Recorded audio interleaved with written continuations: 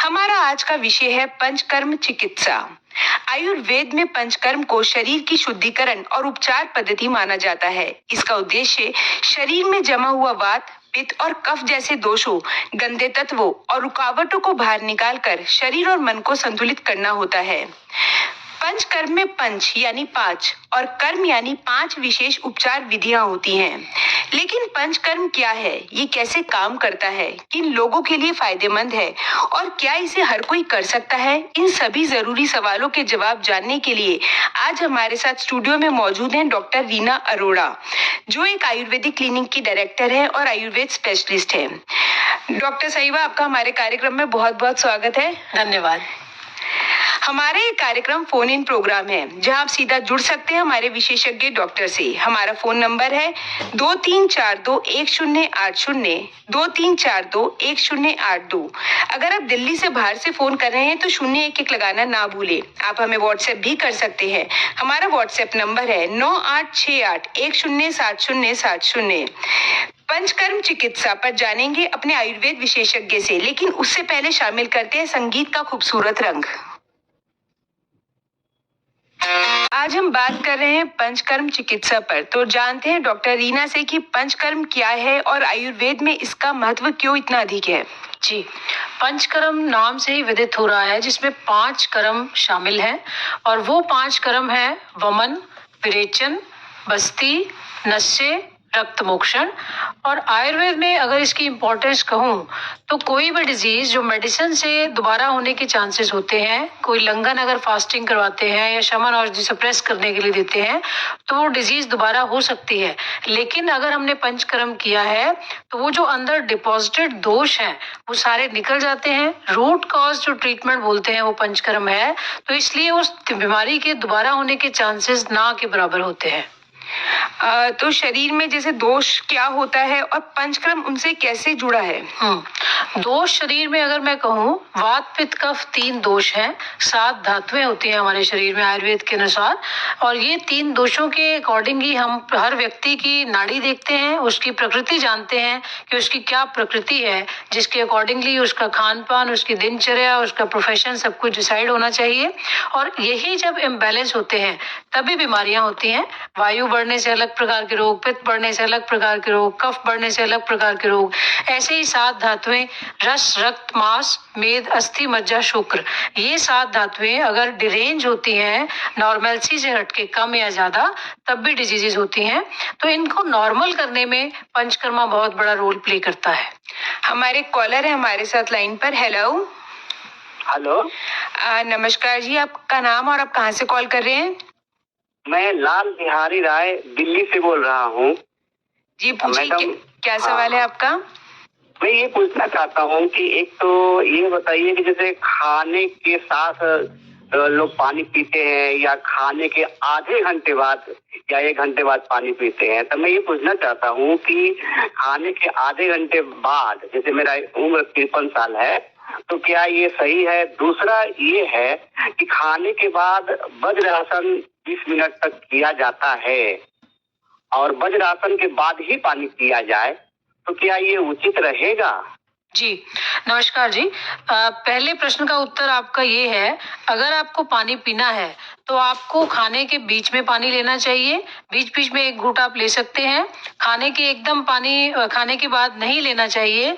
और 1 और चीजें आयुर्वेद में लिखी हुई हैं। अगर आप खाने से पहले पानी पीते हैं तो आपका वेट लॉस करने में हेल्प करता है, खाने के बाद पानी पीते हैं तो वेट बढ़ाने में हेल्प करता है। लेकिन एक स्वस्थ व्यक्ति को खाने के बीच में पानी पीना चाहिए थोड़ा सा।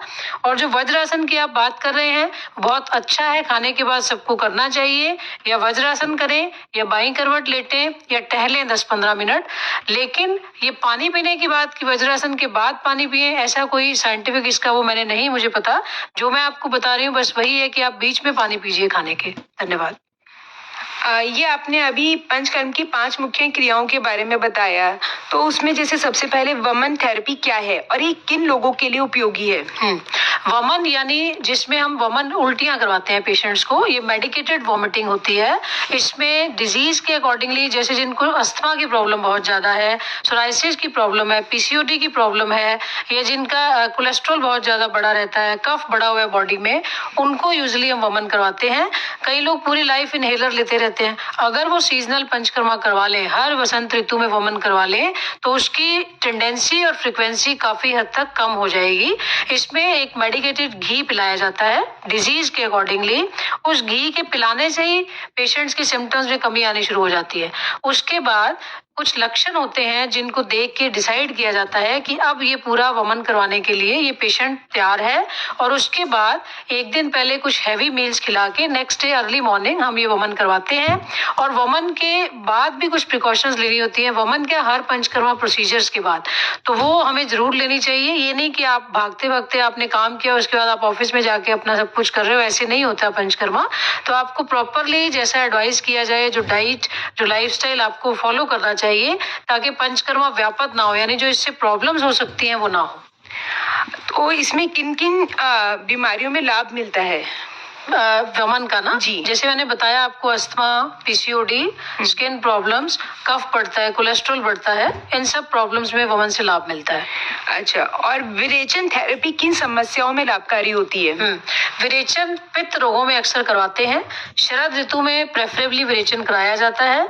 कुष्ठ जैसे सोराइसिस आजकल बहुत कॉमन है, जिनको शीत पित्त, अर्टिकेरिया की प्रॉब्लम है, हाइव्स हो जाती है बॉडी में हर तीसरे दिन, जिनको हाइपर एसिडिटी की प्रॉब्लम है, जिनको ब्लड आता है बिना किसी कारण के, जरूरी नहीं उनको कैंसर है, किसी को वैसे भी मुंह में से या स्टूल के थ्रू ब्लड आता है, तो ऐसे लोगों को भी, ये कुछ एग्जाम्पल्स मैंने दिए हैं, इनको हम विरेचन करवाना प्रेफर करते हैं। लेकिन ये जो वमन और विरेचन अभी तक जिनकी हमने बात की, ये स्वस्थ व्यक्ति भी अगर पर्टिकुलर सीजन में करवाए तो जितने भी टॉक्सिन्स हमारे अंदर डिपॉजिटेड हैं वो निकल जाते हैं। तो कोलेस्ट्रॉल जैसी प्रॉब्लम्स, आजकल कैंसर बहुत कॉमन हो गया है, ओबेसिटी है, डायबिटीज है, इन डिजीजेस के होने के चांसेस बहुत कम हो जाते हैं। तो इनका एक पर्टिकुलर सीजन एडवाइज्ड है आयुर्वेद में। वमन हमें करवाना चाहिए वसंत ऋतु में। आपने देखा होगा जैसे ही सर्दी खत्म होती है, सारी दुनिया अक्सर कफ कोल्ड से पीड़ित होती है, उस टाइम सब बलगम निकाल रहे होते हैं, और अस्थमा की प्रॉब्लम बढ़ जाती है मार्च में। तो अगर वो है सीजन उसका, मार्च अप्रैल में वमन, वो उसको बोलते हैं वसंतिक वमन, कि अगर आपको कुछ भी नहीं है ना, आपको स्वस्थ रहना है, तो आप जाइए किसी आयुर्वेदिक क्लिनिक में जो पंचकर्मा करते हैं, और उनको कहिए मुझे सीजनल वमन करवाना है, और ये करवाइए। आप फील करेंगे उसके बाद बॉडी में लाइटनेस, जैसे कपड़े को हम उसका मैल निकाल देते हैं, ऐसे ही बॉडी के अंदर से टॉक्सिन्स निकालता है पंचकर्मा। और जो सेकेंड प्रोसीजर विरेचन की बात कर रही हूँ, मैंने आपको कुछ बीमारियां बताई, लेकिन जिनको कोई बीमारी नहीं है, वो भी अगर शरद ऋतु में, जो हमारा ऑटम ब्रेक जो होता है, जो सीजन होता है सितंबर अक्टूबर का, अगर उस पीरियड में आप एक स्वस्थ रहने के लिए किसी आयुर्वेदिक डॉक्टर के पास जाके इसका पूरा एडवाइस ले कि कैसे करवाना है और विरेचन लें, तो आपके अंदर इंटेस्टाइन पूरी क्लीन हो जाएगी। आपको फील होगा कि मेरे को बहुत जैसे गंद निकल जाता है बॉडी में से। ये जो रील्स डालते हैं लोग, डिटॉक्स ड्रिंक है, ये डिटॉक्स, इससे कुछ होता नहीं है। बेसिक डिटॉक्स है पंचकर्मा। आप करवा के देखिए, आप खुद बोलेंगे कि मेरा तो अंदर ऐसे हो गया जैसे कुछ अंदर है ही नहीं मेरे गंद।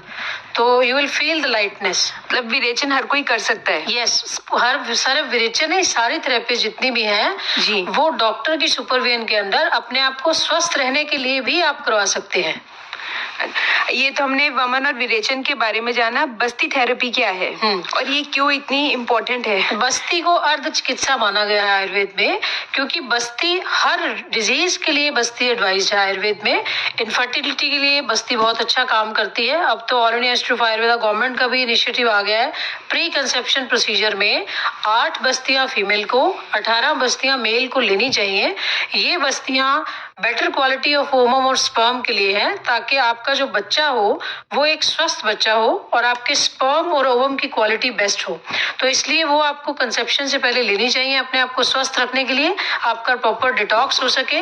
कुछ बस्तियां आमवाद जो रूमेटॉइड आर्थराइटिस के पेशेंट्स के लिए एडवाइज्ड हैं, कुछ वेट लॉस के लिए एडवाइज्ड हैं, कुछ हमारे और जितना आर्थराइटिस की प्रॉब्लम्स हैं उनके लिए एडवाइज्ड हैं।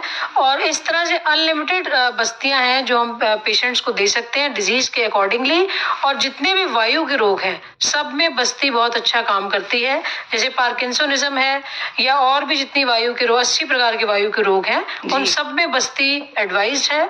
और बस्ती की बात भी वही है, अगर आपको कोई डिजीज नहीं है फिर भी आप वर्षा ऋतु में बस्ती का सीजन होता है, जैसे मैं पंचकर्मा प्रोसीजर्स का बता रही हूँ, बिना किसी प्रॉब्लम के भी वर्षा ऋतु में आप किसी आयुर्वेदिक डॉक्टर से परामर्श लेकर अगर बस्ती करवाते हैं तो आपका बॉडी का डिटॉक्स हो जाता है, आपकी वायु शांत हो जाती है। जो डिजीजेस आपको वायु से होने थी वो काफी हद तक आप उनको प्रिवेंट कर सकते हैं। ये प्रिवेंटिव मेडिसिन का पार्ट भी मैं बता रही हूँ साथ साथ में जी। क्योंकि आयुर्वेद का मेन एम है एक स्वस्थ व्यक्ति के स्वास्थ्य को मेंटेन करना और रोगी के रोग को दूर करना। तो ये जो सीजनल पंचकर्मा एडवाइस किया गया है ये इसीलिए किया गया है कि बिना किसी बीमारी के कोई डॉक्टर के पास जाता नहीं है क्योंकि नॉलेज नहीं होती। तो आजकल का तो लाइफस्टाइल भी इतना सबका फास्ट है, कई बार खाना बनाने का भी टाइम नहीं, अक्सर बाहर से खाना आता है, तो सोचिए कितने टॉक्सिन्स बॉडी में डिपॉजिट होते हैं। तो अगर हम बीच बीच में ये पंचकर्मा करवाएं तो जो इतनी महंगी महंगे हम कॉस्मेटिक्स यूज करते हैं फेस के ग्लो के लिए और अपनी हेल्थ के लिए और बहुत सारी चीजें यूज करते हैं, उनकी जरूरत बहुत कम पड़ेगी और हमारी एज भी बेटर होगी, बॉडी डिटॉक्स हो जाएगी और फेस पे ग्लो आ जाएगा। Yes definitely. अच्छा, अब हम जानते हैं चौथी थेरेपी के बारे में, नस्य थेरेपी। ये क्या है, क्यों लाभकारी है और इसे कब करें कब ना करें? नस्य आयुर्वेद में लिखा गया है नासा ही शिरोद्वारम, यानी नोज के थ्रू जो मेडिसिन डाली जाए वो हमारे सीधा ब्रेन में जाती है। तो कोविड की एडवाइजरी में भी जो अनु तेल का नस्य एडवाइज किया गया था। अब आजकल जैसे दिल्ली में पोल्यूशन बहुत है, अगर सभी लोग अपने नाक में तेल डाल के घर से निकले, नहीं है तेल तो गाय का देसी घी, तिल का तेल, अनु तेल या कोई भी ऐसा तेल यूज कर सकते हैं और उसको 2-2 बूंद दोनों नॉस्ट्रल्स में डाल के उसके बाद घर से निकले। ये एक बायोलॉजिकल मास्क का काम करता है जिससे आपके अंदर कोई बैक्टीरिया या वायरस एंटर नहीं करता, पॉल्यूटेंट्स भी एंटर नहीं कर पाएंगे इजिली। तो ये एक दिनचर्या का एक पार्ट है आयुर्वेद के accordingly. This is very good, ये बहुत अच्छा है हमारे ब्रेन की हेल्थ के लिए, फॉलिंग ऑफ हेयर्स बालों के झड़ने के लिए, आंखों के लिए, फेस के ग्लो के लिए और ओवरऑल मेंटल हेल्थ के लिए। तो ये देखिए कितने फायदे हैं इसके 1-2 बूंद तेल डालने के। ये फायदा है नस्य का, ये तो दिनचर्या के पार्ट है। अगर इसको डिजीज के अकॉर्डिंगली हम करें, जैसे किसी के नेजल पॉलिप बढ़ जाते हैं या और ऐसी फॉलिंग ऑफ हेयर्स की प्रॉब्लम ज्यादा है या आईज की, तो हम इसकी क्वांटिटी बढ़ाते हैं, फिर किसी डॉक्टर की सुपरविजन के अंडर करवाना चाहिए। फिर इसका अलग अलग 4 बूंद, 8 बूंद, 16 बूंद, 32 बूंद ऐसे कर करके, और ऑयल भी अलग अलग होते हैं डिजीज के अकॉर्डिंगली। तो ये बेनिफिट्स हैं नस्य थेरेपी के। और किनको नहीं करवाना चाहिए ये तो ऐसे बताना डिफिकल्ट है, ये सिर्फ आप कोई भी पंचकर्मा डॉक्टर के परामर्श के बिना ना कीजिए। देखा जाए तो आजकल के लाइफस्टाइल के हिसाब से काफी इम्पोर्टेंट है। अब जानते हैं 5वीं थेरेपी के बारे में, रक्त मोक्षण थेरेपी। ये क्या है? रक्त मोक्षण यानी रक्त का मोक्ष कराना, ब्लड लेटिंग जिसको बोलते हैं। इसमें लीच से भी कराते हैं, जलोका लगाते हैं, या आईवी सेट से सिरावेद भी करते हैं आयुर्वेद में। ये कुछ प्रोसीजर्स हैं ब्लड लेटिंग के, और इसको करते हैं एक्ने जिनको बहुत ज्यादा हो जाते हैं, बहुत मोटे मोटे पिंपल्स अगर फेस पे हो जाए, या डायबिटिक फुट में भी इसमें बहुत हेल्प मिलती है। सॉरी, जिनको बाल झड़ने की समस्या है, सिर पे गंजापन आ जाए, वहां पर भी ये लगाते हैं तो उससे काफी बेनिफिट मिलता है। जी हाँ, ये तो हमने जाना पंचकर्म की 5 क्रियाओं के बारे में। हम आपको बता दें कि हमारा एक कार्यक्रम फोन इन प्रोग्राम है, आप हमसे जुड़ सकते हैं, हमें फोन कर सकते हैं, हमारे विशेषज्ञ से बात कर सकते हैं। हमारा फोन नंबर है 2342-1080, 2342-1082। अगर आप दिल्ली से बाहर से फोन कर रहे हैं तो 011 लगाना ना भूले। आप हमें व्हाट्सएप भी कर सकते हैं, हमारा व्हाट्सएप नंबर है 9868107070। ये तो आपने हमें पांचों क्रियाओं के बारे में बताया। जैसे कि आपने कहा था कि आजकल मानसिक तनाव, अवसाद और अनिद्रा, तो ये सब कॉमन चीजें हैं। तो ऐसे में पंचकर्म कितना प्रभावी है? पंचकर्म बहुत प्रभावी है। ऐसे में शिरोधारा भी एक पंचकर्मा का ही प्रोसीजर है, जिसमें सिर पर तेल डाला जाता है और उसके साथ शिरो अभ्यंग यानी सिर की मालिश की जाती है।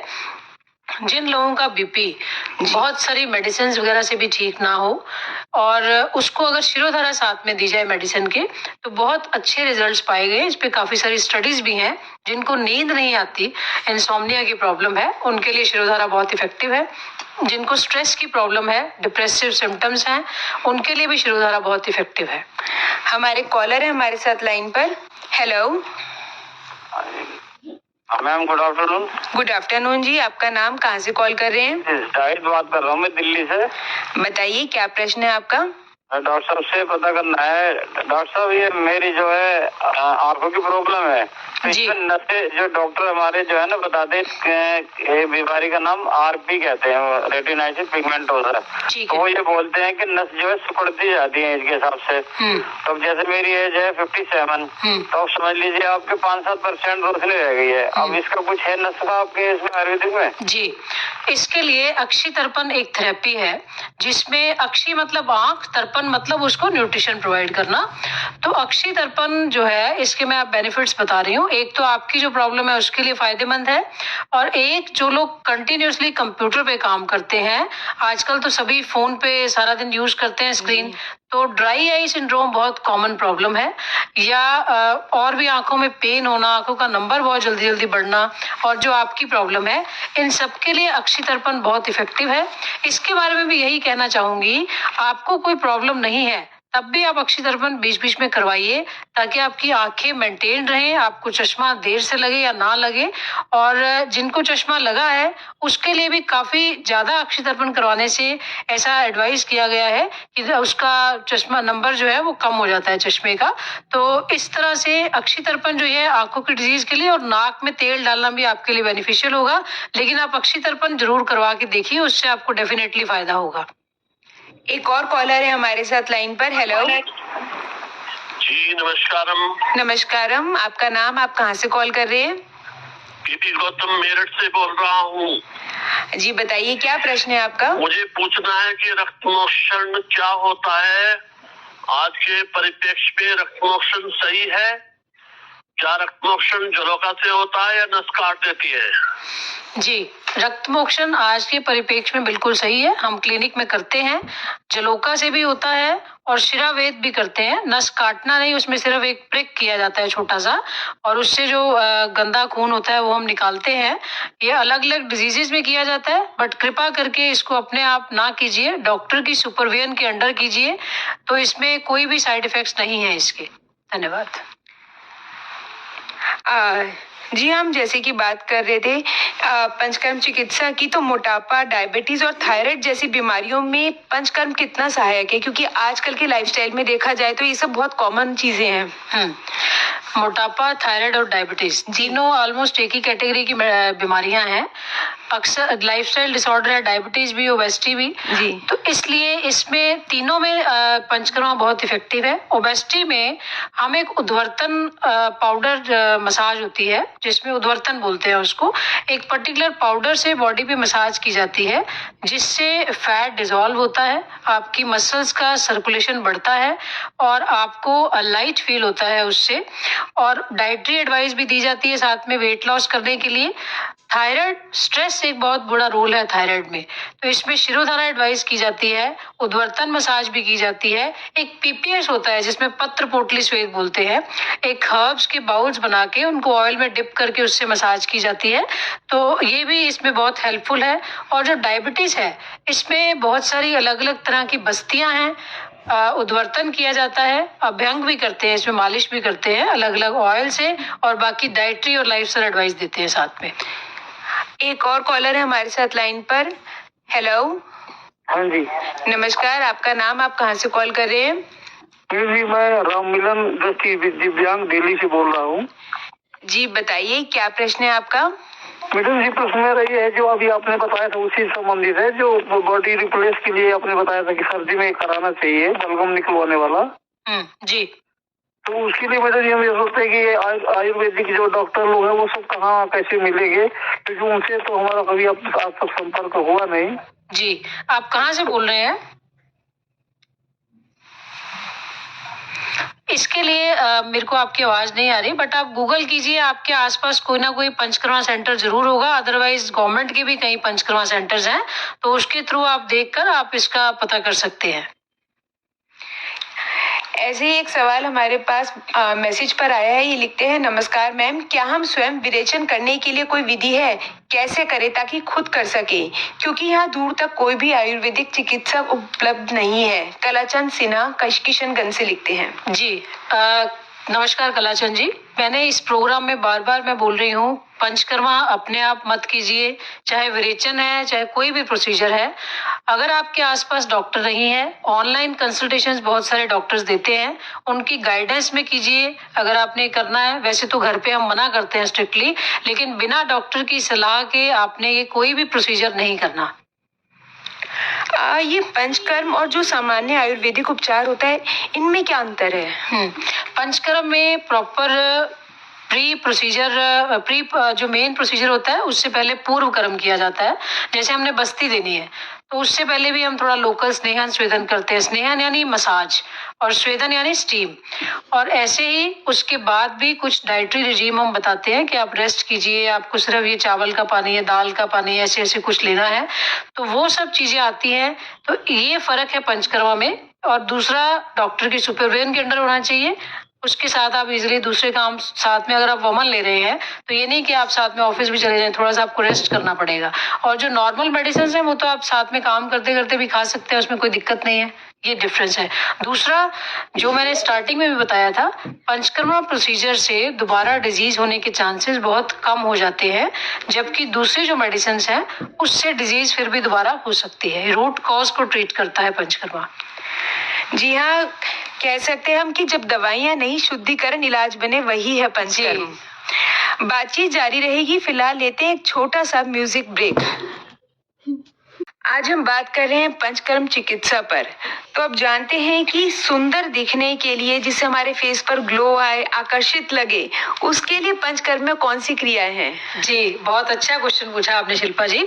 मुख लेप वर्णित है आयुर्वेद में बहुत प्रकार के, जिसमें हर एक फेस की टाइप के लिए अलग अलग पैक्स भी होते हैं।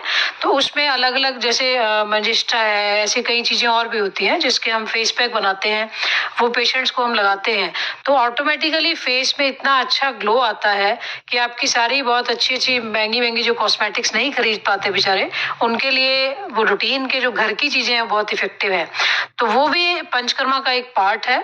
आप वो अगर करें और मुख अभ्यंग करवाएं, यानी फेस की मसाज करवाएं। किसी भी कॉस्मेटिक क्रीम से मना कर रही हूँ मैं। हमारे अपने ऑयल्स होते हैं जिनसे फेस मसाज होती है।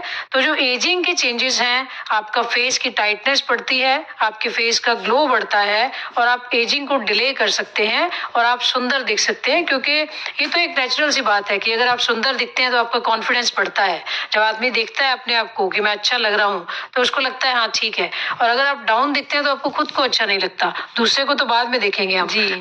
तो इसलिए ये प्रोसीजर्स भी हैं कुछ आयुर्वेद में जो वर्णित हैं सबके स्वास्थ्य के लिए। आपकी बात सुनकर हम सभी का मन कराएगा कि पंचकर्म की क्रिया करा ले, जिससे हम आकर्षित लगे, सुंदर दिखे। हाँ। फिलहाल एक कॉलर है हमारे साथ लाइन पर। हेलो।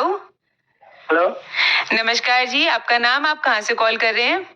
मेरा नाम है स्वर्णेंदु महंतो, मैं वेस्ट बंगाल से कॉल कर रही हूँ। अच्छा जी, बताइए क्या प्रश्न है आपका? तो मेरा प्रश्न है, जो मेरे ब्रदर को वेरिकोज वेन हुआ है, उसका कोई थेरेपी है? जो लेग का जो नीचे वाला हिस्सा वो फूल गया है और वो चल भी नहीं पा रहे 2 दिन से। एक बार और बोलेंगे अपना प्रश्न? वेरिकोज वेन, वो उसका रोग का नाम है वेरिकोज वेन।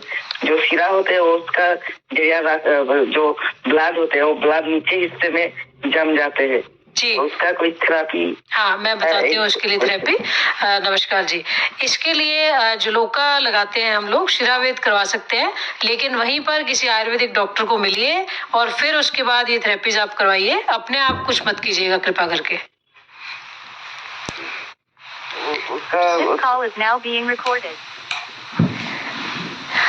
एक मैसेज डॉक्टर उसके पास जाऊंगा। हाँ, उसका थेरेपी कोई है ऐसी मैंने बताया ना, अभी जौक लगाते हैं इसमें, जलोका उच्चारण बोलते हैं उसको, या शिरावेद करते हैं, वो आप करवाइए। लेकिन आसपास किसी डॉक्टर से मिलिए और उनसे करवाना है आपने, ये खुद कुछ नहीं करना। ठीक है मैम, थैंक यू। वेलकम। एक मैसेज है हमारे पास, वो लिखते हैं, doctor it helps in knee pain. I am Urmila Yadav, 70 years old from Chandigarh. Doctor says knee replacement needed because less cartilage there. Knee pain when I walk, difficult to walk. Swelling is also on knees when do more walking. Doctor please tell me, I am doing yoga twice a day. जी, जानु बस्ती आयुर्वेद में वर्णित है, जो कि जानु यानी घुटना, तो जो घुटनों पे की जाती है लोकल, वो इसके पहले मैं फायदे बता दूं, फिर इनका क्वेश्चन का आंसर भी उसी में हो जाएगा। अगर जैसे मेनोपॉज होता है, ये जेंट्स को भी 50 इयर्स के बाद बॉडी का वियर एंड टियर तो होना ही है, अर्थराइटिक चेंजेस सबको होने हैं।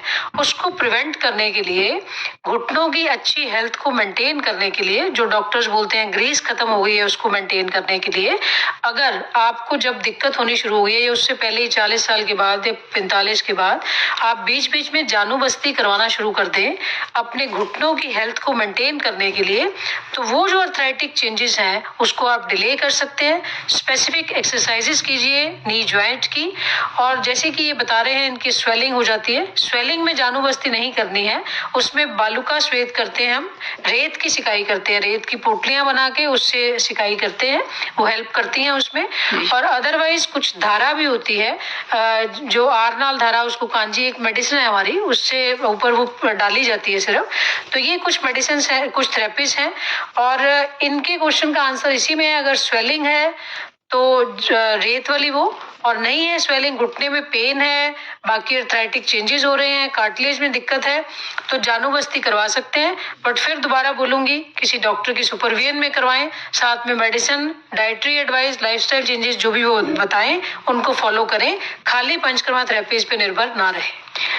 ये तो आपने घुटनों के लिए भी बता दिया, लेकिन अगर कमर दर्द हो तो वो कौन सी क्रिया करें? क्योंकि आजकल देखा जाए तो काफी टाइम हम कंप्यूटर पे, लैपटॉप पे बिताते हैं या बैठे रहते हैं, हमारा काम ऐसा है, तो ऐसे में जो कमर दर्द है या सर्वाइकल है, तो उसके लिए क्या करें? कमर दर्द के लिए कटी बस्ती एडवाइज्ड है पंचकर्मा में।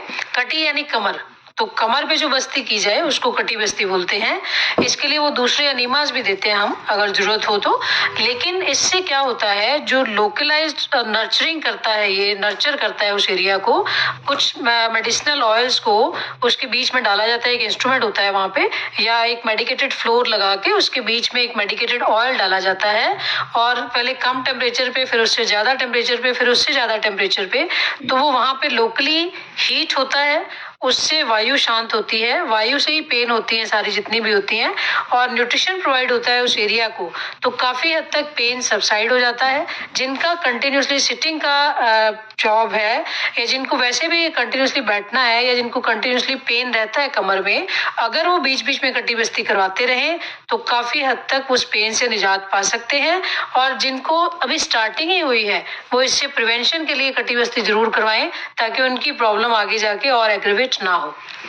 और सर्वाइकल के लिए? सर्वाइकल के लिए ग्रीवा बस्ती एडवाइज है आयुर्वेद में। ग्रीवा यानी गला, तो जो गले के पीछे जो एक इंस्ट्रूमेंट लगा के, एक मेडिकेटेड फ्लोर लगा के, उसमें एक मेडिकेटेड ऑयल डाला जाता है, जिसको कुछ टाइम तक रखा जाता है वहां पर, उसके बाद लोकल मसाज करते हैं, तो वो उस एरिया को लोकली न्यूट्रिशन प्रोवाइड करता है। स्वेलिंग हो तो उसके अकॉर्डिंगली हम ऑयल चेंज करते हैं, और जो वायु बड़ी होती है जिसकी वजह से पेन है, वो काफी हद तक शांत हो जाती है।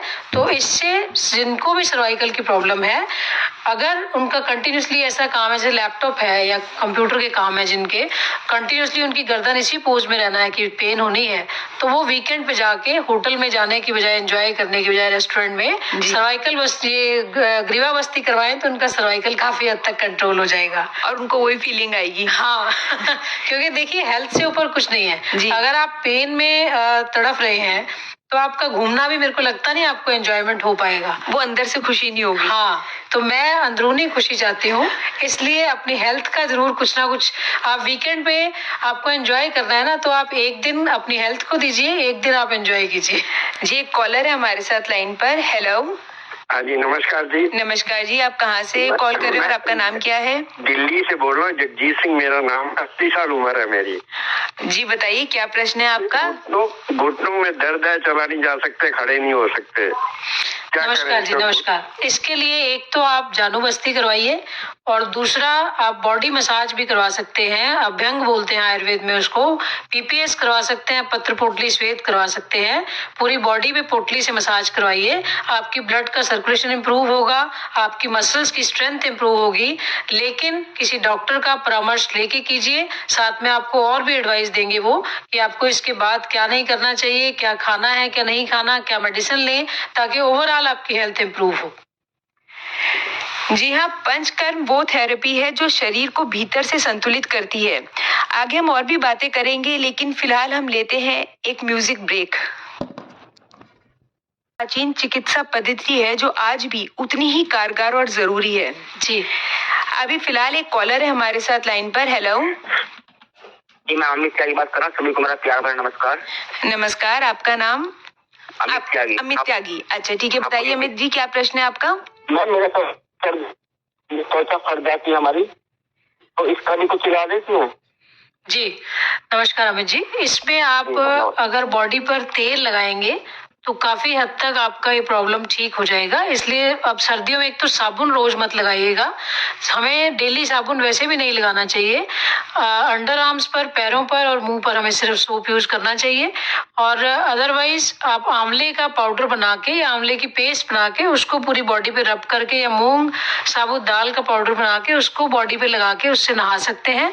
और नहाने के बाद तिल के तेल से मालिश कीजिए। उसके बाद 1-2 मग्गे और पानी डाल लीजिए तो बॉडी की ड्राइनेस पूरी खत्म हो जाएगी। एक मैसेज है हमारे पास, ये लिखते हैं, hello, I have kapha prakriti due to which I am naturally predisposed to gaining weight quickly. What all steps can I take to balance kapha naturally? ये लिखते हैं, थैंक्स शुभम। कफ प्रकृति है तो पंचकर्मा की बात चल रही है। एक तो आप सीजनल वमन करवाइए बसंत में, ऋतु में, जैसे मैंने बताया है। उद्वर्तन पाउडर मसाज करवा सकते हैं। और थर्ड ये है कि आप हैवी चीजें बहुत ज्यादा ना लीजिए। काली मिर्च का सेवन कर सकते हैं। रफेज ज्यादा लीजिए ताकि आपके अंदर का जो फैट है वो डिसॉल्व हो। और एक्सरसाइज जरूर कीजिए। दिन में सोना बंद कीजिए, रात को जागना बंद कीजिए। एक और मैसेज है हमारे पास, ये लिखते हैं, हेयर रीग्रो हो सकते हैं एंड्रोजेनिक एलोपेशिया के केस में, राहुल मुंबई से। इसी में हम जलोका से हेयर रीग्रो करते हैं पेशेंट्स का। तो अपने आसपास किसी डॉक्टर को मिलिए और जलोका उपचारण और कुछ इंटरनल मेडिसिन देने से मुझे उम्मीद है आपकी प्रॉब्लम सॉल्व हो जाएगी। एक और मैसेज है, good afternoon respected doctor and RJ ma'am. Doctor, I live in hill station, normally the weather is cold here, I go to hotter places, my legs get swollen, is there any treatment regarding my problem? Thank you. Geeta Kohima. इसके लिए आप एक तो doctor को जरूर मिलिए, कुछ medicine आपको दे सकते हैं। दूसरा, अपनी टांगों पे अगर आप तेल लगाएंगे डेली तो ये प्रॉब्लम मुझे उम्मीद है काफी हद तक सॉल्व हो जाएगी। एक कॉलर है हमारे साथ लाइन पर। हेलो हेलो मैडम जी, नमस्कार जी। नमस्कार जी, आपका नाम, कहाँ से कॉल कर रहे हैं? डॉक्टर मैडम को भी नमस्कार। नमस्कार जी। हाँ जी मैडम जी, मैं पॉल बोल रहा हूँ, जलंधर पंजाब तो। जी बताइए, क्या प्रश्न है आपका? मुझे ना डॉक्टर ने घुटने चेंज करने के लिए बोला है। मेरे घुटने टेढ़े हो गए हैं जी। तो उसके लिए ऐसा है ना, मेरे को अभी ज्यादा चलने फिरने में कोई तकलीफ नहीं है, सोजिश भी नहीं है। मैं एक देसी आयुर्वेदिक दवाई खा रहा हूँ, उससे मेरे को तो ऐसे तो है, लेकिन ज्यादा मैं खड़ा नहीं हो सकता है। यदि सीढ़ी के ऊपर चढ़ना पड़ता ना तो फिर एक स्टेप के ऊपर 2-2 बार पैर रखना पड़ता है। तो इसके लिए तो आप कोई ऐसा अपना कुछ बताएं कि उसको क्या कर सकता हूँ मैं? एक तो जानू बस्ती करवाइए आप।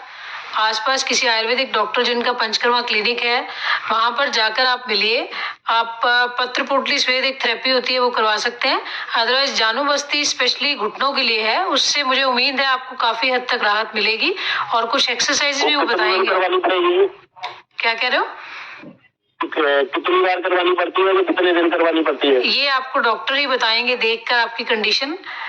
कि कितने दिन आपको करवानी है। अदरवाइज 7, 14 या 21 सिटिंग जैसे हम बोलते हैं, depending upon the condition of the patient, मतलब क्या उसकी कंडीशन है, उसके बाद हम डिसाइड करते हैं। ठीक है, मेहरबानी, शुक्रिया, धन्यवाद जी। ये हमने जाना घुटनों के बारे में, कमर दर्द के बारे में, सर्वाइकल के बारे में, लेकिन आजकल के लाइफस्टाइल में अगर देखा जाए तो हार्ट प्रॉब्लम बहुत एक कॉमन प्रॉब्लम है। तो इसके लिए पंचकर्म में क्या कर सकते हैं? एक हृद बस्ती एडवाइस्ड है हार्ट प्रॉब्लम्स के लिए। उसमें हार्ट के रीजन में एक स्पेसिफिक एक मेडिसिनल फ्लोर लगा के ऑयल डाला जाता है। उसमें टेकीकार्डिया की प्रॉब्लम जिनको बहुत ज़्यादा है, जिनका हार्ट रेट बहुत ज़्यादा बढ़ जाता है, अब हर बार हर चीज़ के लिए मेडिसिन कई लोग नहीं खाना चाहते, तो उसके लिए या वैसे भी बाकी दिक्कतों के लिए कोई अगर किसी का ऑपरेशन करो, कई डॉक्टर्स भी मना कर सकते हैं कि आपको ऑपरेट हम नहीं कर सकते, आपकी कंडीशन ऐसी नहीं है। तो उस केस में अगर हम हार्ट प्रॉब्लम में हृदबस्ती करवाएं तो उससे काफ़ी बेनिफिट्स हमने देखे हैं पेशेंट्स में। लेकिन मैं इसके साथ एक डिस्क्लेमर ऐड करूंगी कि आप अपनी जो भी हार्ट की मेडिसिन है उनको ना छोड़ें, उनके साथ में आपको ये करना है। और मेनोपॉजल की अगर हम बात करें तो उसमें इसमें पंच क्रिया में कौन सी क्रिया कर सकते हैं या क्या उपचार है? मेनोपॉजल लेडीज में अक्सर इरिटेशन होती है, उनको शॉर्ट टेम्पर्ड हो जाती हैं, कई लेडीज हॉट फ्लशेस आते हैं, हमारी मेमोरी कम हो जाती है, बोन्स पे भी इफेक्ट पड़ता है। तो इसके लिए full body massage is very relaxing, उससे आपको बहुत रिलैक्सेशन मिलेगी। शिरोधारा करवा सकते हैं जिससे जो एज रिलेटेड चेंजेस हैं वो थोड़ा सा कम होंगे, आपका स्ट्रेस कम होगा, आपका नींद अच्छी आएगी क्योंकि इंसोम्निया भी हो जाता है मेनोपॉजल लेडीज में, और आपकी मेमोरी बेटर होगी, स्ट्रेस भी कम होगा। और दूसरा, अगर आप जानूबस्ती करवाएं क्योंकि अर्थराइटिक चेंजेस भी उसके बाद बहुत ज़्यादा हो जाते हैं, तो उससे आपके नी जॉइंट्स भी बचे रहेंगे। एक कॉलर है हमारे साथ लाइन पर। हेलो, शायद कॉल कनेक्ट नहीं हो पा रहा है। तो क्या हर व्यक्ति को ये पांचों थेरेपी करानी चाहिए या वो किस बेसिस पे चयन करे कि कौन सी थेरेपी हम लें? पांचों थेरेपी अगर करवाने की बात करूं तो वो स्वस्थ व्यक्ति अपने स्वास्थ्य को मेंटेन करने के लिए जरूर करवाए। सीजनल पंचकर्मा जैसे मैंने बताया था, हर सीजन में पर्टिकुलर पंचकर्मा एडवाइज्ड है। और अगर स्पेसिफिक अगर आप पूछें कि किसी डिजीज में, तो वो डॉक्टर जो आपको पंचकर्मा एडवाइस करवाए आपकी बीमारी के अकॉर्डिंगली, उसके अकॉर्डिंगली आप पंचकर्मा कीजिए।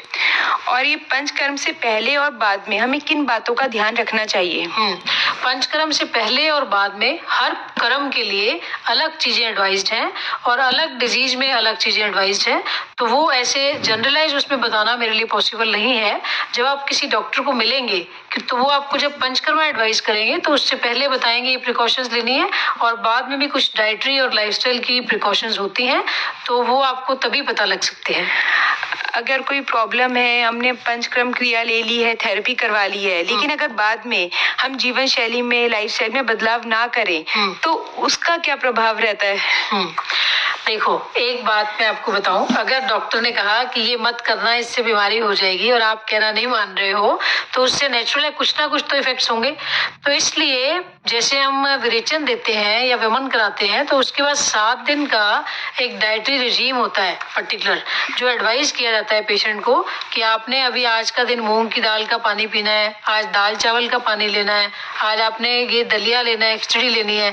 तो ये नहीं कि आपने विरेचन करवाया उसके बाद आप चले गए रेस्टोरेंट, आपने दाल मखनी और शाही पनीर खा लिया, तो वो जो इसके बेस्ट इफेक्ट हुए वहीं पे वो खत्म हो जाते हैं फिर। तो इसलिए जो एडवाइजेस डॉक्टर ने दी है वो सब आपको फॉलो करनी चाहिए ताकि आपको उस डिटॉक्स प्रोग्राम के बेस्ट रिजल्ट्स मिल सके।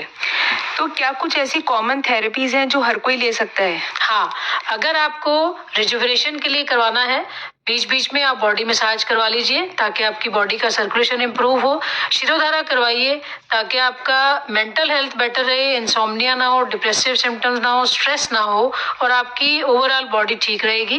फेस पे आप जो मैंने मुख लेप की बात की थी वो करवाइए ताकि आपका फेस का ग्लो मेंटेन रहे। आपको अर्थराइटिस है, आप जानूबस्ती करवा सकते हैं। अगर आपको हल्की सी पेन भी स्टार्ट हुई है तो आप वो बीच बीच में करवाइए। अगर आपका कंप्यूटर का काम है या स्क्रीन का काम है कंटिन्यूसली तो आप तर्पण करवा सकते हैं। अगर आपको सर्वाइकल का ऐसे ही सिस्टम पर बैठने से पेन होती है तो आप ग्रीवाबस्ती करवा सकते हैं। कमर में दर्द है कंटिन्यूस सिटिंग से तो कटिबस्ती करवा सकते हैं। तो ये कुछ प्रोसीजर्स हैं जो हम बीच बीच में जाकर करवा सकते हैं। तो गलत तरीके से पंचकर्म करने से भी नुकसान हो सकता है? बिल्कुल, और घर पे हम ना करें, बिल्कुल ना करें, डॉक्टर की सलाह से ही करें। बिल्कुल। तो कोई संदेश जो आप हमारे श्रोताओं को देना चाहेंगे जिससे वो स्वस्थ रहें, हेल्दी रहें? मैं सभी श्रोताओं को इस मंच से यही कहना चाहूंगी कि आप अपने आप को स्वस्थ रखने के लिए नोज में ऑयल जरूर डालिए, ताकि आप इस पोल्यूशन से और बाकी प्रॉब्लम से बचें। और बीच बीच में शिरोधारा जरूर करवाइए, क्योंकि मुझे नहीं लगता कोई भी एक ऐसा व्यक्ति हो जिसको बिल्कुल स्ट्रेस ना हो। और आप इसके बाद अपने घुटनों को बचाने के लिए बीच बीच में जानू बस्ती करवाइए, बॉडी मसाज करवाइए, ताकि आपका सर्कुलेशन बेटर हो। अगर आपका वेट बढ़ता है तो उद्वर्तन करवाइए, जिसको पाउडर मसाज बोलते हैं। एक चीज बीच में प्रोग्राम में रह गई थी, मैं आप बताना चाहूंगी, अगर ट्यूबल ब्लॉकेज भी हो या इनफर्टिलिटी हो तो एक आयुर्वेद में उत्तर बस्ती एक ट्रीटमेंट है, वो भी आप उसका जरूर लाभ उठाएं उससे, क्योंकि बहुत केसेस ऐसे देखे गए हैं जिनमें ये ठीक हो जाता है इससे। तो और बाकी जो लेडीज जो कंसीव करने का सोच रही हैं वो प्री कंसेप्शन प्रोसीजर जरूर करवाएं, ताकि एक अच्छे बच्चे को जन्म दे सके। और प्रेगनेंसी में भी 8th मंथ में कुछ ऐसी बस्तियां 9th मंथ में एडवाइस की गई हैं जो 99% जिससे नॉर्मल डिलीवरी होती है, ऐसा हमारे शास्त्रों में वर्णित है और हमने प्रैक्टिकल में देखा भी है ये। तो ये भी मैं एडवाइस करूंगी।